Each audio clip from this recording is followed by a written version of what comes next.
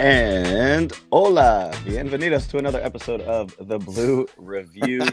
I am Parker Bell, and I'm feeling good this weekend, or just feeling good today because of the weekend. Shout out to the Dodgers for sweeping the Red Sox. We got a lot to get into, but before we do, I just want to introduce very special guest, our friend Clint Pasillas, of course, as we all know him, the host of All Dodgers LA on YouTube and co-host with our friend Alana Rizzo over at Foul Territory TV for all, what is that, the LA Dodgers territory? I think that's what all the shows are called, right? That's beautiful. That one's Dodgers territory every Monday, every Thursday, 12 p.m. Pacific time. Check it out. Well, how are we feeling, Clint? I mean, I just want to check in. It's been a while since we've had you on the show. We're feeling good. You know, I had your boy Greg on my show last Thursday, coming out of the All-Star break, coming out of the team looking flat, looking terrible. And now, a few days later, all of a sudden, the Dodgers sweep the mighty Red Sox, and we're feeling a lot better.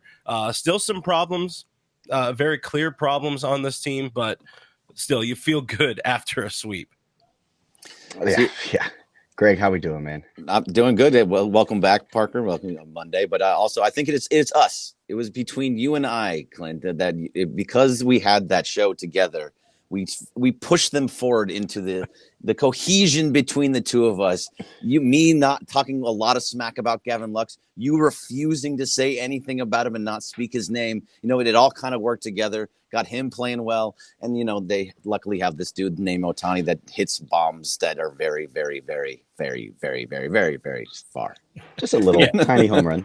Yeah. What are we diving into first? Do you want to talk about that little that squeaker that Ohtani hit? A measly 473. Man, let's get into that home run because Greg, as we all before know, we do, let us know about. Yeah. Hey, don't step on this amazing segue because check this out. Ohtani hit that B word, 473, and that thing was so high in the air. I think it registered on LAX's flight track. So before we get into this show, I want to remind everyone that LAX is the sponsor of Blue Review. So shout out to Los Angeles International Airport for always changing the travel experience, reducing traffic, saving guests time. And to all the pilots out there at LAX, look out for Ohtani's home runs because there's more to come. All right. So if you want to learn more, check it out at flylax.com/transforming LAX. So let's do this. Clint, I mean, seeing that from a left-handed hitter, just what were your initial reactions?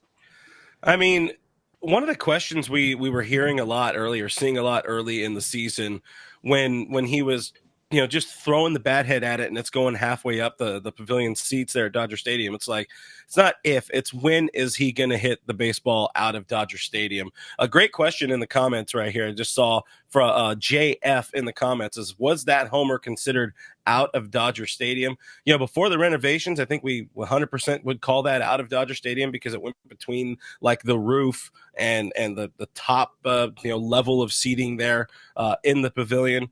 But still, that is the type of man strength, the type of daddy power that gets me excited to see somebody like him, somebody like Teoscar Hernandez, wearing Dodger blue in the postseason, actually playing postseason games there, because we know how Dodger Stadium, how the ball travels in the kind of like fall time. It doesn't travel as far. Those guys have the strength, especially Shohei Ohtani. They have the power to make ball go far. And that was fun. That was a lot of fun. Watching Kershaw's reaction, also very, very fun. Yeah, did you say make ball go far? Ball go far. Yeah. Listen, for ball knowers, this is how we talk. No, this is of course, and you know ball definitely. But yeah, it was pretty good. I don't know if they're going to consider it out of Dodger Stadium though. I think that like maybe we are going to consider it out of, because yeah, you're right. He hit it over the Daiso sign and below the roof, so that kind of is. If it was 20 feet to the right and it went more into right field, that was in the parking lot. No doubt about it. So I don't think they'll allow it to be one that is like out of Dodger Stadium just yet, but it kind of should be. I don't know. I don't think it's that big of a deal because he's going to do it anyway. But that dude has so much power. And you're talking about Kershaw. He said something along the lines of, I've never seen anything like that here. Because it was to center field. It was right center, but it was mostly center field. He didn't pull it. You didn't get the extra yardage from pulling the ball. That's just stupid to me. And also, I was talking to Travis Rogers. It was off of an 86-mile-an-hour pitch, so it was all his power. He supplied the pop for sure. So I was at the game where Giancarlo Stanton hit that homer out of Dodger Stadium. Of course, it traveled a little bit further than Shohei's, but that was another one, like you mentioned. That's a bit pull happy. The fact that Shohei was able to hit it that far to, essentially right center, that is impressive, and that he's able to supply most of the pop. And he's still rehabbing his elbow. Yeah, we crazy. forgot about that. Dude is nuts. I think $2 million a year is worth it. Yeah, $2 million. It's amazing that we always go back to that, because it's like, dude's not making anything from us right now, but he's going to make a massive amount of money, obviously. Yeah. And he's made so much for the team already as well. But just to be able to say he's only making $2 million is really just a lot of fun. What did you? I was talking also earlier this morning, and Parker, you are an Angel fan, however you want to talk about it. So we all knew about Ohtani, obviously. We saw that he was a two-way player. He was a great pitcher and a great hitter, and he had all this power, and he was, MVPs and all the great things that he was doing. But for some reason, now that he's on the Dodgers, it still feels like, why didn't I ever see this stuff? Is it just because he was on a bad team? So no, that's a great question. I think that there's like two major factors here. One, yes, the Angels are a trash organization, and there's no other way to put it. But two, it's the fact that he's well on his way to being the first DH MVP. Without having to pitch, and he's admitted this season, he's able to focus more on hitting. And when you're a Dodger, specifically, who can put up these numbers, 315 batting average, 400 OBP, and the slugging percentage nearly 700, and then you're still like stealing bases and everything. It's just, you are on a completely another level. You're up there with like the Judges of the world. 30 home run season so far. The only other one is Judge right now. So I think that's the biggest factor, is the fact that he doesn't really have to pitch, and he's able to be the best hitter in the game as a Dodger. Yeah, you agree, Clint? Like, it's just the fact that you just don't see it when it's in Anaheim. It's like Jorge Soler hit a home run that was longer than Shohei's yesterday, but I had no idea it even happened until Travis told me. Like, it's that type of thing. Bad team. It's a bad team for sure. Soler, of course, being with the Giants. Giants not very good. You're not going to see a whole lot of that. Angels haven't been very good for a very, very long time, despite having Shohei, despite occasionally having Mike Trout on the field. They just don't get that publicity. It kind of, maybe it's because they're not in Los Angeles, but they don't get that notoriety. They don't earn that notoriety. And second, the second Shohei tweets or posts on Instagram, I'm signing with the Dodgers, that level of superstardom increased tenfold. Maybe not that crazy, but still, it increased, and it just keeps getting bigger and bigger as the season goes along. And, is it because he's not pitching? I don't know. We've also seen him have a season as just a hitter with the Angels in the past, but he was much younger then, but it's still fun. It's very, very fun to watch this dude. Yeah, and to your point, Clint, real quick, the whole social media stuff, I just gotta, and like you said, Greg, I've been following Shohei for a long time as an Angels fan. He is way more active, and I think that plays a big factor as well. Like, because of he knows the partnerships that he's getting while he's on the Dodgers squad. He's posting way more. He's more active on social media.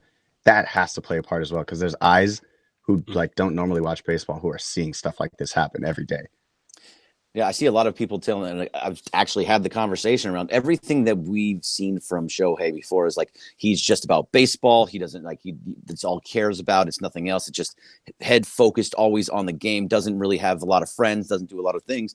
But then all of people, like my friends and my girlfriend, will say things like, he looks like he's so much fun. He looks like he just like really gets along with his teammates, and that he'd be really easy to get along with. And like, he's just so outgoing. That's not what you heard ever before. So it is being here with a chance to win with a team that is World Series or bust and all those things. And now he's just kind of showing who he is and actually just relaxed, which is nice to see.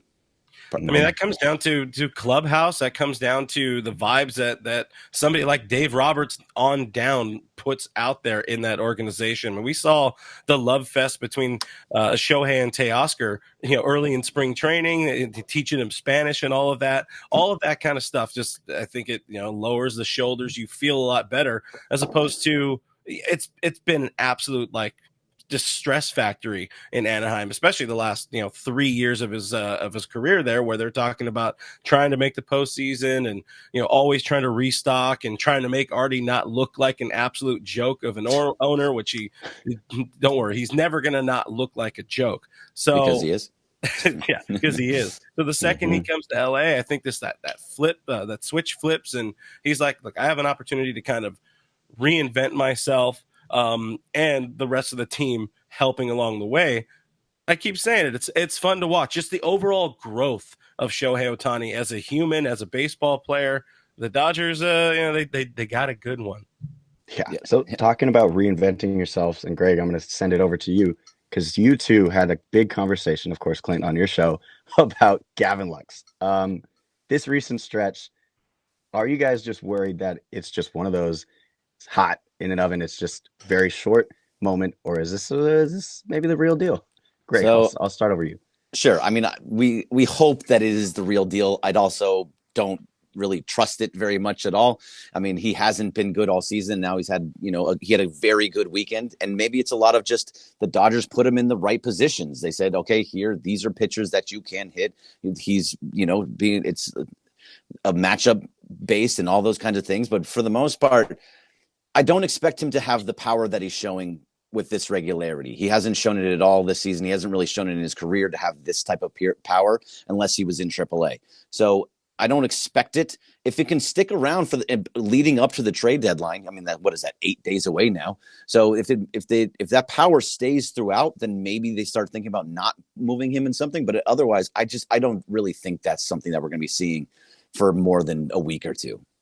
Yeah, Lux figuring it out is a good problem to have for the Dodgers, because it's been a pain. It's been kind of a nightmare season for him, coming back from the knee injury. You wonder if he hasn't been able to get into his body. You wonder how much of it is mental for the kid.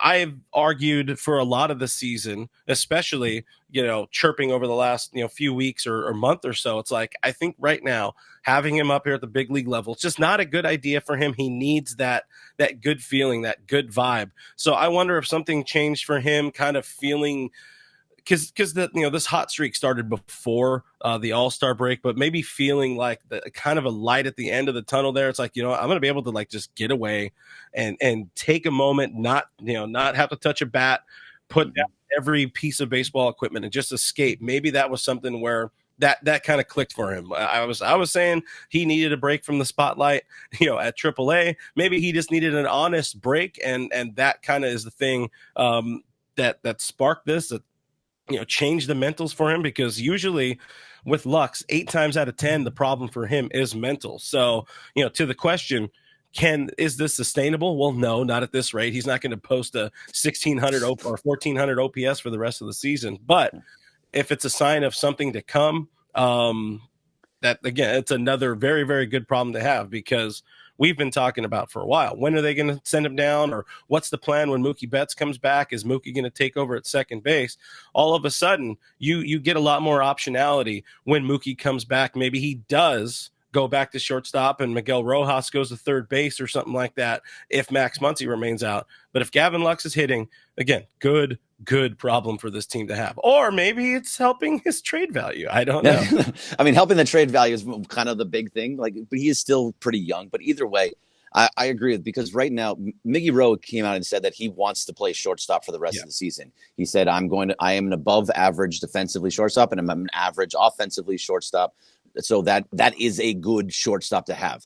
And I agree with him. So for the most part, it seems like the best option is Miggy at short, Mookie at second, where he's much better than he is at shortstop. Because that is a little bit of a problem.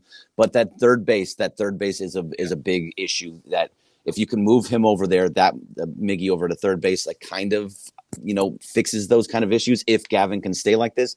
But I don't know. I think it's really going to come down to what this next week and what he shows moving forward. But yeah, if he ends the season, if he stays on the team for the rest of the season, and he ends up 275, he gives you another 5 to 10 jacks, and he's just getting consistently on base. We talked about it before the season started, Clint. I think I was on your show before the season started. It was just get on base, find ways at the bottom of the lineup to get on base, set up the top of the lineup, and that's it. You don't need a lot of power. You don't need a lot of home runs or doubles, but just being consistently, that OBP should be around 350 to 360. Like, I know that's a high number, but that's where he needs to be successful on this team. If he's below and that OBP is 200, you're not worth it. You're worthless around here.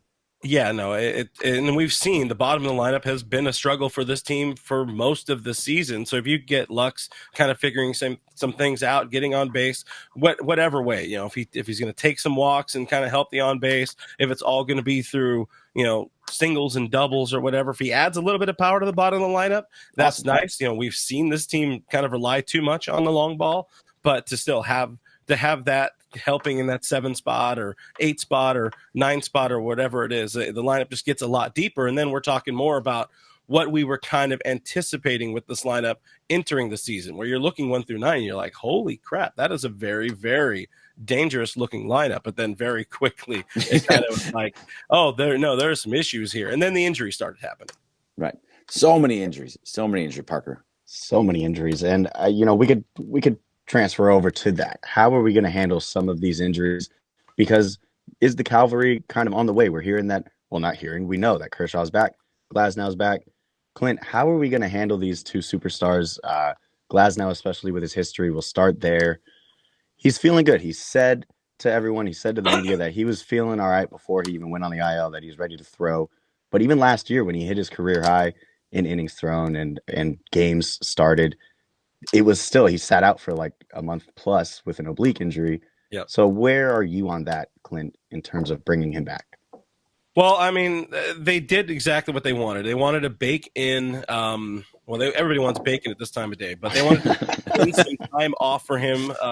It turns out he just really, that back was super hurt. I don't mind the way they did it because essentially he misses one start, which is fine, and it kind of sets him up where you do have some of these weapons coming back or some help coming back in, one guy coming up today, River Ryan. I'm sure we'll talk about him in a second, but Clayton Kershaw coming back. Maybe Yamamoto isn't dead and gone this season. So you get all these pieces back that kind of, Dave's plan. Dave has made it pretty obvious. His plan is to not throw Glasnow out there every 4th or 5th day. He's not going to have him pitching into the 7th or 8th inning every game. I think as long as they just kind of give him his time, not have him pitch too many stressful innings, I'm not as worried now as I was 3 months ago about like the innings, the workload, and all of that. I think Tyler Glasnow is a grown ass man. He can kind of handle it. And this break, again, the break is a perfect time just to kind of put down the baseball for 7 days or whatever it is, and then get back at it. I'm not worried about him. Yeah, I'm not. Yeah, sorry. Go ahead, Greg. No, I was going to say, I'm not really worried about any of them. As long as they all come back healthy and it's in some time within August. The fact that Kershaw's coming in now on Thursday, that to me is exciting. As long as he is healthy. If they're rushing him back because they're like, oh man, we don't have any pitchers, I don't want that. I don't think you do either, Clint. But if he's coming back because he's like, okay, I'm ready. Everybody else, I'm in a good spot. I feel good. He's never going to have the velocity he once did. That's just not who he is. But he still has so many different pitches that are just devastating to hitters that he can still be very, very good. And we've seen it over and over and over again. Even last year, the first 2-3 months of the season, he's fantastic. And then he gets hurt. It's now the end of July, beginning of August, right when you kind of need that 2-3 months of Kershaw, and he's here. And we're not going to rely on him. He's not coming in as the 1, 2, 3 starter. He's coming in as the 4, 5, exactly where he should be. So, and Glasnow, I think Glasnow is going to be okay as well. As long as if there's any injury, don't bring him back now. Bring him back when he's ready because of the innings limit, because of the injury history. We have a big enough lead on the division. You're going to be either the 1 or 2 in the NL, so it doesn't really matter. Just don't bring anybody up out of necessity. Bring them all up out of wants, that you want them back up and they're ready to come back. Well, this team hasn't really been afforded that opportunity a whole lot. Nope, but they still have the lead. So yeah, I mean they have the lead. I mean that's just also kind of a symptom of a bad National League West, but we don't need to get too much into that. If Kershaw, you mentioned him not really, maybe not needing to be like the guy. What if the pieces fall? What if they're not able to secure a deal for a frontline starter, Skubal or Garrett Crochet or something like that, and Yamamoto comes back and it's kind of like we saw with Kershaw in 21, where he was out. He rehabbed an injury, came back, made like 2 starts, and then everything kind of fell apart and they're down. What happens? Like, are you okay with Kershaw being your game 3 starter, assuming it's, Glasnow and Gavin Stone in game 2? Like, did the Dodgers do enough then if Kershaw starting game 3? No, the Dodgers did not do enough. They didn't get Skubal. They didn't get Crochet. They didn't find somebody else. They didn't even go get Flaherty or Eric Fetty or anybody else that has been having a decent enough year, and you can go out and get someone. No, I don't think so at all. So I'm very much of the opinion, and I don't care what other teams say around the league, like, oh, how many guys do you need? I need all of them. I legitimately need everybody, because this is a team, and no, it's no joke too. Like, I know it's funny, but at the same time, the criticism is worse if they don't win a World Series. So do what you have to do. You spent $1.3 billion in the offseason, and some of it on like 3 dudes. You better go out and get somebody at the trade deadline to make sure that you bring in that championship this year. I am 100% and always have been with this team over the last like 4 years, World Series or bust. And especially now with Shohei here and how much it means for Dave Roberts' job, in my mind, it's World Series or bust.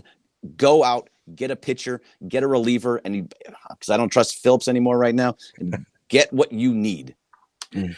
Hey, Parker, is this a must-win season for you? Oh, it's 100% World Series or bust, and I know That's the chat right. will agree. You see it in the chat like every day. It's the fact that you have spent that much is all the more reason, like you said, Greg, to your point, I love it. It's all the more reason to go all in on the trade deadline. This is kind of a new way to approach a season that the Dodgers are taking. And if you're going to do it, just do it. Go all in and make the moves, make it happen. Because like you said, we're seeing River Ryan make his debut. Kershaw said it best, like, we need to hold on a little bit. That quote stood out a lot to me. The fact that Kersh, the vet, is basically admitting, hey, we're just kind of limping through these last few, weeks, and we need to just hold on a little bit because we're not quite ready. If you want to be ready quicker, go get the names, go get the guys, and win now. That way you have the best possible chance going into the playoffs. Are you not there, Clint? Are you not on World Series or bust? I'd be shocked if you're not.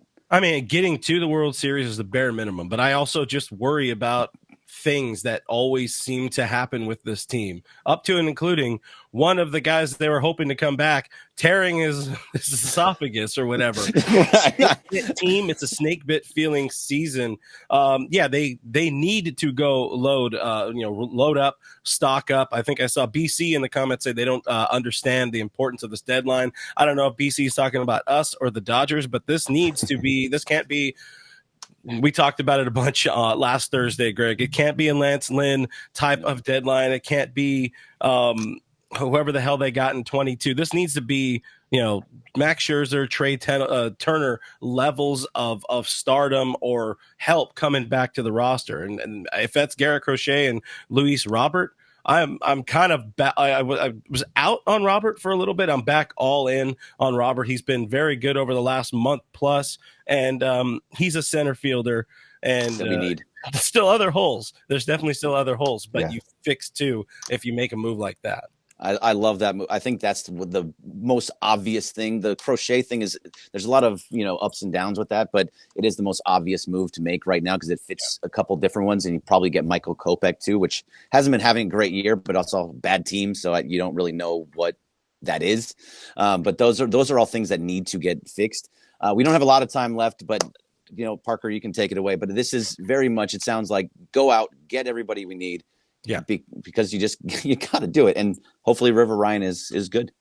We didn't get to any of it, by the way. By the way, BC said Joey Gallo reminded me. Joey Gallo in 22. Can't be that. It can't be that. No. You need, like you said, they need to go out. They have the prospects. They have the talent. They have the ability to go out and get anybody the F they want, and they need to. It's not even want. The guys they need. F them picks, as Les Snead, our great Rams GM, once said. So all of them gone. Get rid Parades of over all of them. prospects, boys. Parades Yeah. over Boom. prospects. Prospects, all the prospects. You can go now. yeah. So we got the Giants today, as we mentioned. We were talking about the Giants and Jorge Soler earlier. We're going to see Snell and we're going to see River Ryan. So it's going to be a great matchup to see how the rookie does. Of course, we're here on the Blue Review every weekday, 9:30 to 9:55. Clint, I'm going to roll out the red carpet for you. Go ahead and tell us where we can find you before we head on out to Travis and Sliwa. But everyone, thank you very much for being here. Yeah, guys, if you want more of me, I'm going to be around all day in about an hour and a half or something like that. I co-host a show called Dodgers Territory with Alana Rizzo, former Dodger reporter turned Dodgers reporter again. So tube in there, 12 o'clock on the Dodgers Territory YouTube channel. And then later this evening on my YouTube channel, All Dodgers with Clint Pasillas. Hey, that's me. We have a show, 6 p.m. I've got people calling in the voicemail hotline, some thoughts as we head into the trade deadline, and more great stuff coming up this week. So this is the fun time of the season, gang. Tube into all of this bounty of Dodgers content everybody has here on the internet. Right. It'll be an exciting week. So thank you to LAX. Thank you, Greg. And again, thank you, Clint, for being here. I'm Parker Bell, and we will catch you tomorrow. Cheers.